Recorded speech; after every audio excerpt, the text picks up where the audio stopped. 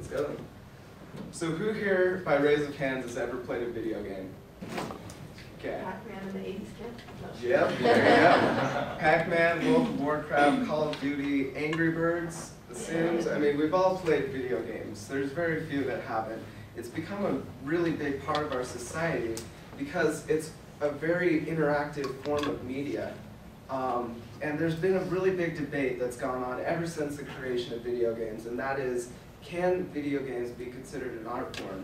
And today I'm going to tell you why I think that video games can be considered art. Let's look at what art is defined as, and it's widely defined. There's never been a set-in-stone way to say that something is art. Webster Dictionary defines it as the application of skill to the production of the beautiful by imitation or design. Now, I would say that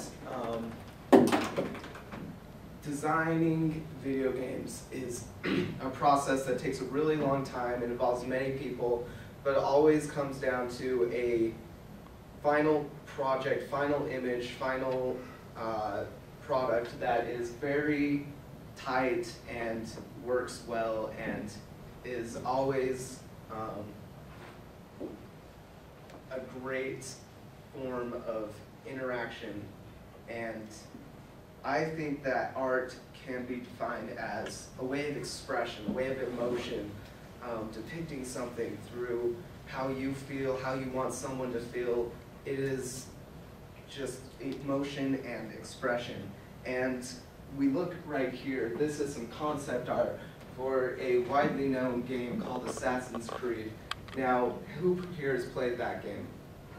Okay, well, we know in that the storyline is pretty twisted, convoluted. There's a lot of deep stuff going on in there that rivals a lot of novels, really good novels, that have storylines that are just really deep and you don't know what's going to happen next. And Assassin's Creed, along with most Rockstar games like Grand Theft Auto, Red Dead Redemption, have been hailed as having very good storylines rivaling those of modern day novels. And right here we see some concept art. This is the beginning process of creating a video game, is pitching an idea to people who want to fund it. And then after it has been given the go-to that you can produce this, we're given the artist's rendering of maybe a good character and what it will look like. So this is a character from the Assassin's Creed game, and just kind of what an artist thought it should be, and it went through several artists, and this is the final product that they came up with. This is a concept art for the level design, what they think this level should look like, and the color tone that they want. The color tone that they wanted was a blue to kind of set an image of severity, emotion, sadness, but then you've got the white to the side that also depicts hope and joy, and there's a lot of thought that goes into every detail that goes through concept art and stuff and what they're going to portray in the final project. This is another level design that they have. It's the port. That's one really good thing about this form of media, is that you can go to any kind of time or dimension or realm. Like Final Fantasy is a hugely known product. One of the best fantasy stories out there. There's always a new one that's coming out, and it always has a good storyline and great gameplay. And this is a character from it that was in the concept art for the 12th game, or 13th. After concept art, after the artists have figured out what they want something to look like, it then goes to 3D animators who will put it into the computer and produce an image that is like the artist's conception of it, except that it is going to work completely with the technology they have now. And still trying camera. So this is the 3D rendering of the character that I showed you earlier. You can see it as how the computer views it with all the faces that comprise the character.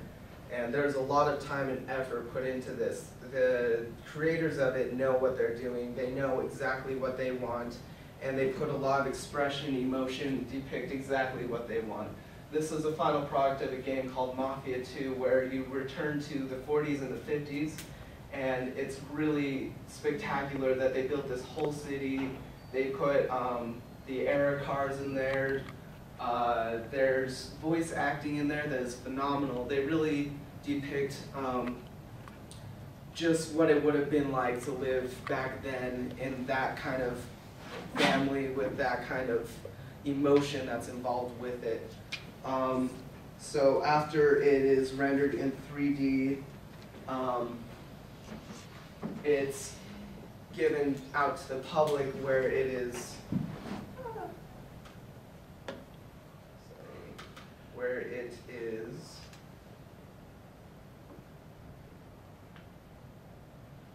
okay, I have no idea what I'm doing. All right, so let's where it is hailed by media or it is torn down, just as critics view movies and things like that. So just as movies have been called art, so should video games. I just want to reference one other thing really quick, that video games are perhaps the closest essence of the medium, closest in essence to movies in media.